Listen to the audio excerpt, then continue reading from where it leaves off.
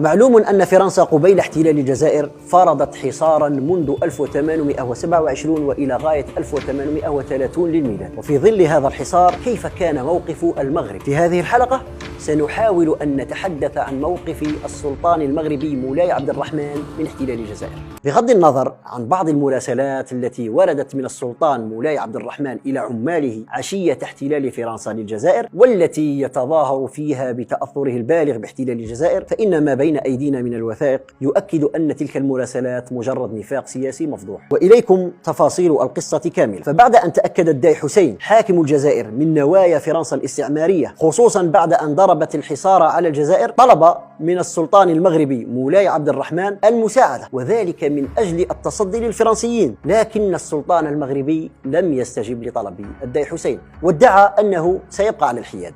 ورغم أن الحياد في هكذا مواقف هو خيانة للإسلام وخذلانا للأمة، فإننا كنا سنتفهم هذا الحياد وربما نبرره تحت قاعدة فقه الضعف. ولكن الوثائق التاريخية التي هي بين أيدينا تؤكد أن السلطان المغربي لم يكن محايدا، بل كان مؤيدا للاعتداء على الجزائر، بدليل أنه عندما تأكدت فرنسا أن الحصار الذي فرضته على السواحل الجزائرية منذ 1827 وإلى غاية 1830 لم يأتي بالنتائج المرجوة، طلبت من قنصلها في طنجة دو لابورت أن يخبر سلطان المغرب بمشاريع فرنسا في الجزائر. وتنفيذا لطلب فرنسا اتصل دو لابورت بالسلطات المغربية وعرض عليها الأهداف التي تنتظرها بلاده من الحملة، والتي تتمثل في معاقبة الداي حسين الذي أهان شرف فرنسا، وتحرير أهالي الجزائر من اضطهاد الأتراك حسب زعمهم طبعا. وقد انتهز دو لابورت الفرصة ليطلب من المغاربة مساعدة الأسطول الفرنسي والمواطنين الفرنسيين الذين سيلجؤون إلى المغرب. فكيف كانت إجابة السلطان المغربي؟ للأسف كانت إجابة السلطان إيجابية، إذ وافق على عدم تدخل بلاده في قضية الجزائر، كما عبر للقنصل عن رغبته في الاحتفاظ بالسلام الذي نصت عليه الاتفاقية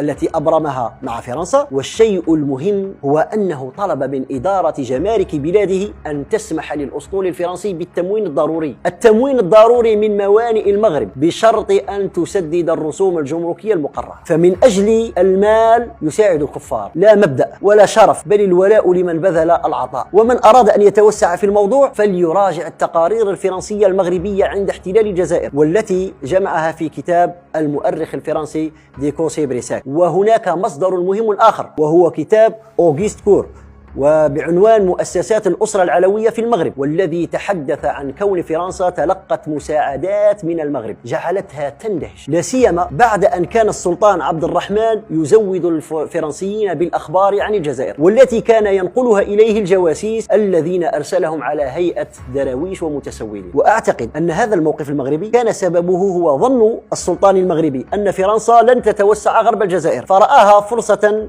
له كي يتوسع على حساب الجزائر. وبعد أن أحكمت فرنسا قبضتها على مدينة الجزائر وشرعت في مد نفوذها في الإقليم الغربي، استقبل سلطان فاس وفدا عن سكان تلمسان. وفد من سكان تلمسان جاء ليطلب منه الحماية ويقدم له البيعة. وهذه البيعة طبعا باعتبار أن الشعب الجزائري آنذاك كان يحسن الظن في هذا السلطان، فيراه أنه من أهل البيت على حسب زعمه، ويرى أنه أقرب سلطة شرعية قائمة يمكنها أن تدافع عن الإسلام ضد العدو الكافر. فظاهر السلطان مولاي عبد الرحمن بالتردد، ثم وافق على طلب أعيان تلمسان. وبسبب تدخلات مولاي عبد الرحمن في الجزائر انقسم الشعب الجزائري، وتسبب تدخله أيضا في سقوط مدينة وهران بسهولة في يد الفرنسيين. وبمجرد أن أرسلت فرنسا بيانا شديد اللهجة في جانفي 1831 أعلنت فيها عن سخطها على السلطان المغربي، هددته بمحاصرة المدن المغربية في حال عدم امتثاله للأوامر الفرنسية. ماذا فعل هذا السلطان؟